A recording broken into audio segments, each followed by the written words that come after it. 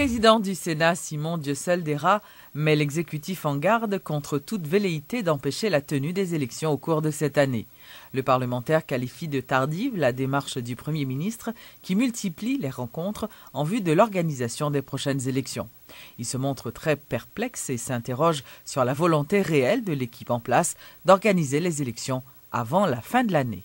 Parce qu'immédiatement, CTCP a monté, il y a des fonds état des lieux. En deux cas, même, qui ça a gagné pour le travail, qui ça a manqué et qui ça a besoin. Le gouvernement est supposé en contact permanent avec CTCP, parce que chaque semaine, hebdomadaire, pour gagner des rencontres, pour être capable de définir qui côté et qui côté exactement où vous aller. Parce que les élections, je pense que même malgré dit et pas tout bagage dans l'autre pays pour copier, mais là à côté non. En Dominicaine, il y a deux bagages pour apprendre dans la question de l'élection. Depuis on dit élection, ça entre dans la culture politique mondiale, il n'y a pas bon jouer en moins, on joue en plus.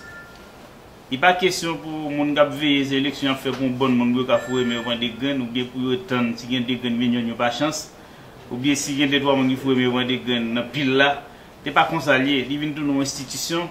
Il vient entrer dans la culture politique pour nous, il dit élection, tout le monde programme, il connaît élection, telle date. Mais en Haïti, c'est toujours des jouets, mesdames, qui de part et d'autre. Pour le gouvernement, il faut être très prudent. Parce que l'élection, par exemple, pour rien pour le gouvernement, l'élection, c'est prendre dans le gouvernement. On dit ça plusieurs fois là. Maintenant, on comprend que l'élection, c'est un acte de souveraineté, c'est ce qui permet de renouveler le personnel politique, c'est ce qui permet de normaliser la vie politique. Et faire institution arrêter en vie, mais en même temps, moi je pense que l'élection, les gouvernements sous pouvoir, il doit être toujours prudent avec la question de réalisation de l'élection, s'il veut être crédible, s'il veut une réputation crédible, il doit toujours faire prudence avec la question de l'élection. La Banque mondiale a annoncé mercredi un nouveau don de 20 millions de dollars à Haïti en vue d'appuyer des mesures essentielles dans les domaines de gestion publique, de la passation des marchés publics et du fonctionnement du secteur de l'électricité. Ce nouveau financement traduit la réorientation de l'action des pouvoirs publics qui passe d'une réponse d'urgence à la mise en place d'institutions solides et à un meilleur durable. C'est ce que rapporte le communiqué. Ce don vient donc appuyer certaines opérations qui avaient été annulées ou encore ralenties à cause du séisme. La Banque mondiale rappelle que le nouveau don de 20 millions de dollars servira principalement à améliorer le système de comptabilisation des dépenses publiques, renforcer le cadre institutionnel et les capacités de passation effective des marchés publics, ainsi qu'appuyer le secteur de l'électricité à travers l'électricité d'État d'Haïti. Deux importants présumés chefs de gang ont été arrêtés par la police nationale. L'annonce a été faite par le porte-parole adjoint de l'institution policière, Gary Desrosiers. Plusieurs armes à feu ont été saisies lors de cette opération menée mercredi dans la commune de Carrefour, ce qui a permis l'arrestation de ces deux individus impliqués dans plusieurs cas d'enlèvement. Le CPJ a arrêté Paul Junior, qui a fonctionné lui-même sur plusieurs noms. Il était Théosile Rosemont, il est Paul Rosemont. Et arrêté tout la fond li fait monsieur ça yo lié avec base Grand Ravine et nous connaît base ça qui problème que ba au niveau Martissan et grand pile monde effectivement qui plaint de comportement bandit ça qui empêchait yo vaquer occupation et yo impliqué tout dans plusieurs cas de kidnapping, plus que 5 cas de kidnapping. Alors, spécialisation, monsieur Sao, c'est cambriolage, vol à main armée, braquage, également en drop. Il y a plusieurs objets que la police a saisis dans Kaïsa, dans la maison de séquestration, parce qu'il y a plusieurs personnes qui ont séquestré dans Kaïsa. Il y a 2 fusils de calibre 12 que la police saisit, 2 pistolets 9 mm, 2 revolvers de calibre 38, 2 chargeurs 9 mm, plusieurs cartouches. Et il y a en possession plusieurs passeports et plusieurs cartes d'identification nationale avec permis de résidence et dominicain. Et nous avons parlé tout de l'opération que la police avec BLTS et d'hier et dans Pétionville et concernant policier Holger François, agent 4 et 7e promotion, et qui joignent arrestation pour trafic illicite de stupéfiants. Et pour le moment, hier, ils ont extradé le monsieur vers les États-Unis d'Amérique. Il y a 558,121 kg de marijuana qu'il a. Et gagné 553 kg. Alors c'est importante quantité ça que Gatcott a saisi lui-même et il a arrêté 6 Jamaïcains qui pour le moment dans DCPJ qui a répondu à une question de CPJ. Alors nous avons renouvelé encore mission nous qui c'est garantir l'ordre public et sécurité publique et la tranquillité publique. La police pas tolérer et type de comportement ça et même le Yota peut-être voulu tromper vigilance à la police pour faire la main. Gatcott a arrêté et a conduit devant la justice. La plateforme des associations de chauffeurs de moto-taxi veut régulariser ce secteur. Cette plateforme, qui regroupe près de 7 associations de moto-taxi, a déjà lancé un projet à Port-au-Prince consistant à identifier les chauffeurs de moto.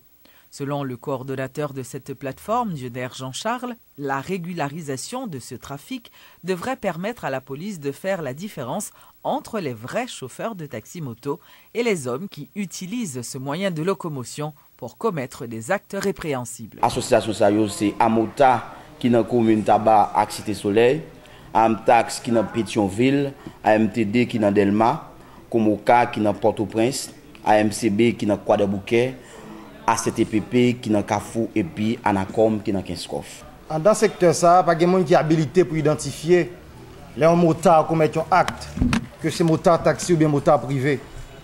Personne n'a pas de possibilité ça.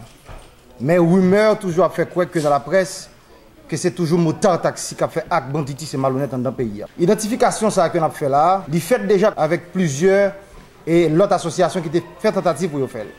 Et plusieurs commissariats et plusieurs mairies fait tentative pour le faire. C'est ça que je aujourd'hui a lancé un message.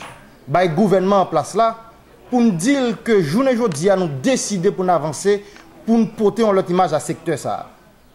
Dans condition pour nous créer une commission entre le gouvernement et l'ensemble des associations, plus précisément Plamota, pour que nous régularisions le problème ça qui circule dans le pays qui fait quoi que tout problème dans le pays, tout acte banditisme c'est Mota qui fait. Nous avons demandé au gouvernement en place là avec Plamota pour nous former une commission bilatérale pour que nous travaillions sur le dossier ça pour genre de problème ça pas continuer et répéter dans le secteur moto dans le pays. Le ministère des Affaires sociales a procédé ce jeudi à l'ouverture d'un restaurant communautaire au Canapé Vert. Selon Charles Jean-Jacques, ce restaurant, qui est le 5e de ce genre, offrira 500 plats par jour à un prix dérisoire. Le ministre a fait savoir que le gouvernement projette de mettre en place environ 90 restaurants communautaires à travers tout le pays. Je connais ça, ce programme restaurant communautaire que nous avons dans 4 pays. Dans le moment où je parle avant, il y a 21 restaurants qui est en phase pour nous lancer. Et là, nous sommes le 5e restaurant qui officiellement a marché par le service. Nous venons avec un service de proximité pour la population. Notre exactement dans côté population à vivre là pour nous créer solidarité avec elle dans ça créer les grands goûts dans vente. Nous besoin de casser chaîne grand goût pour nous dire à bas grand goût pour le peuple là. Je dis à ministère des Affaires sociales qu'on détermination pour le bail 500 plats par jour du lundi au vendredi. Côté n'a fait solidarité avec la population, nous-mêmes nous subventionnons à 40 gouttes, la population lui-même pour tes cotisations parle à 10 gouttes. Et là, ce projet qui peut toucher 9 communes par département, au total là-bas 90 restaurants communautaires. Mais ça qui est important, pendant qu'on a fait solidarité dans le grand goût avec la population, c'est que là nous venons là, comme ça, nous garder dans quelles conditions la population à vivre. Qui ça a besoin, jeunesse là. Donc au-delà de manger à Kenabay là, gon feuille, gon recensement ministère des Affaires sociales qui travaille pour le faire. Pour nous voir comment nous allons orienter formation professionnelle, comment nous sommes capables de faire des marches pour nous capables d'intégrer les jeunes sur le marché du travail. Eux, principe gouvernement Matéli Lamotte là, qui est une équipe important pour le gouvernement, et le président insiste sur lui. Ça veut dire pour nous, ce n'est pas solution, faire cadeau manger. Solution pour nous, c'est comment nous arriver dans le stade pour nous rendre la population indépendante. Mais le programme, ça a un double volet de satisfaction. Volet, c'est que, mesdames, ça qui là avec là, ils créent un job pour eux et me faire un compliment parce que nous sommes manger à bon. Nous avons l'autre programme qui a dérapé bientôt. Nous allons éviter nous venir là-dedans, c'est boulangerie communautaire. Nous allons faire formation. Nous allons créer boulangerie dans 6 communes par département pour un total de 60 boulangeries. Objectif là, créer job. Objectif là, tout c'est rendre que payant disponible à un coût qui est moindre de ça aujourd'hui pour nous être capable de faire acquisition.